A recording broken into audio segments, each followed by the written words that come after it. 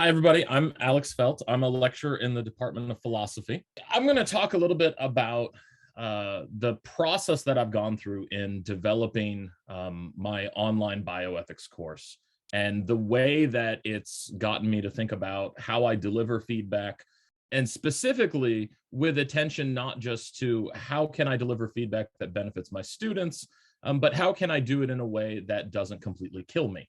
So this was the first attempt. Rubrics. In the first 5-week offering that I did, there were weekly discussion boards. There was a short writing assignment early in the week and then a longer writing assignment later in the week. And what would happen is what's on the right side of the screen is the feedback from a discussion board. And then what's on the left side was from one of the writing assignments. And so they had a more detailed rubric. And so I would mark different rubric categories. And then I would leave individual written feedback. Again, you might imagine that it was difficult to keep up, to do it at the same level. I noticed the first summer that I did this, as the semester went on, my comments dwindled. And it was because I was just trying to get everything going and turn it around and get it back to them.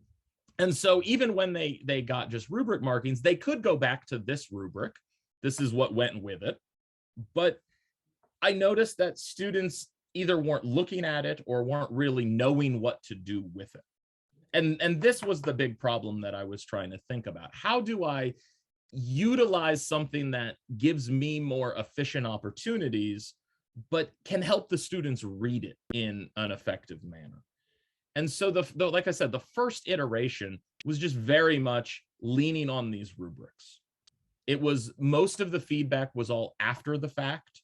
There wasn't a lot of sort of giving advice, which is I now clearly see as a form of giving feedback beforehand, having them do it, and then giving them the responsive feedback afterwards. And so, you know, some of the issues that I started to recognize as I developed from 5-week to 16 weeks and was trying to think about how I wanted to break my assignments up, what type of pattern did I want to get my students in, and specifically, what type of pattern could I keep up with during a regular semester, rather than when I have 5 weeks and that's my only course I'm working on. And so one of the things I noticed is the students were not utilizing the feedback effectively on discussion boards because they were still graded, and they got hyper focused on, I got an 82 or an 85. And a lot of them would talk to me and say, well, why'd I get a point off? And I tried to explain, no, you got a B minus. Every B minus is an 82 for me. That's how I use my grading scale. But they weren't using the rubric. They weren't looking at the feedback categories.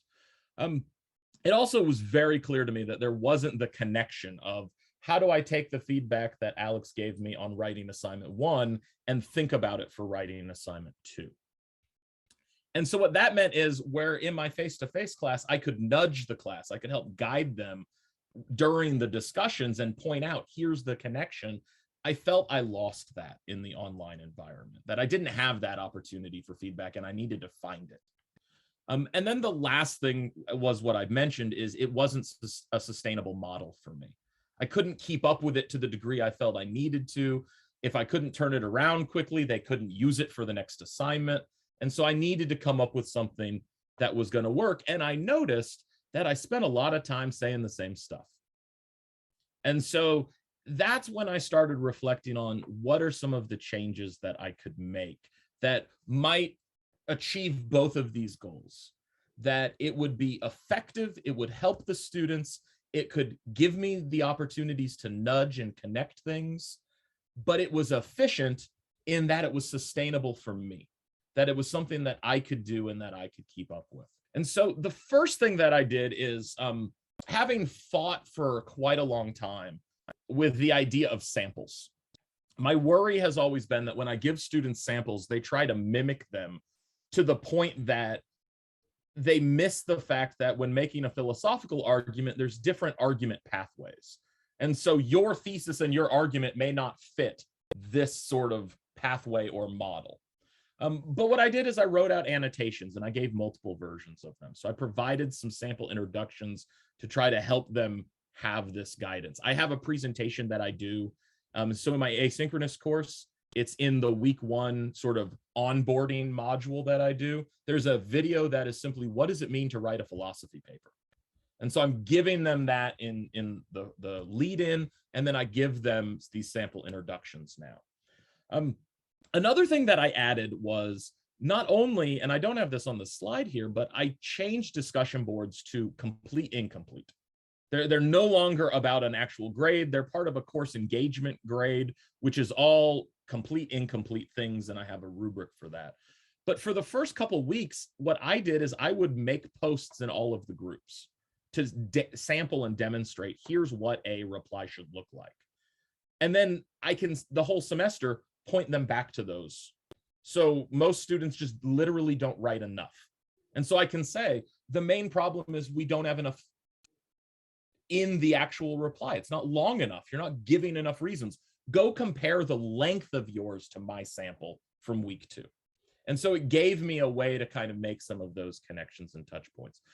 I added in some peer reviews, but they're peer reviews that are on, again, informal, ungraded, sort of pre-writing assignments that connect to the more formal graded writing.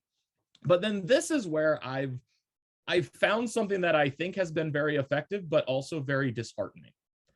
I started making videos, and I started making advice videos before the papers, and then I started making post-submission videos. So on anything that I grade, they get their feedback in 3 ways. The rubric markings, which is very efficient. Click, click, click, click, click. The comments, occasionally I'll write some individual comments in the rubric, but then most of it comes from a course-wide video that I make. And so I make a lot of these, right? Like if I go to my Canvas studio, it's just full of writing 3 feedback, week 8 discussion feedback. In my 16-week course, I probably have 2 to 3 feedback videos a week. And it's given me that opportunity to see where we're at and try to really stress, this is the most important thing right now. And so it gives me more of that control that I missed, but I've found it's more efficient for my time. And for the students who watch them, it's been helpful. I've gotten feedback from students that they find them helpful. Right. And I compare that with, I've got a rubric again that they have to go along with it. So they've got these details. So here's where there was a great payoff. I took this type of model. How can I pare down? How can I focus? And so I took some of what I was doing in those feedback videos. I was thinking about what are the things I'm saying? What am I highlighting? I took a lot of the work that I had been doing through these seminars and workshops with the Writing Center. And so this is now how my students get their feedback. When they turn in a paper in my face-to-face class, I put it on my iPad, I mark it up, I squiggle, I do all the stuff that my brain makes sense of. And then I take this feedback worksheet and I fill it out for my students. I have cut my grading time down so much, it's been shocking to me. And so it's a way that I feel I can consolidate, condense, and point them to what is most important. And that's the lesson that I try to apply in those feedback videos as well. What are the most important things we need to be thinking about? And it gives me that opportunity to talk about what can that do for your next assignment. So this worksheet, it's a 2-ish page. And the very last section of it actually is, what should you take into your next paper? And so it's explicitly focused on how do we move that forward.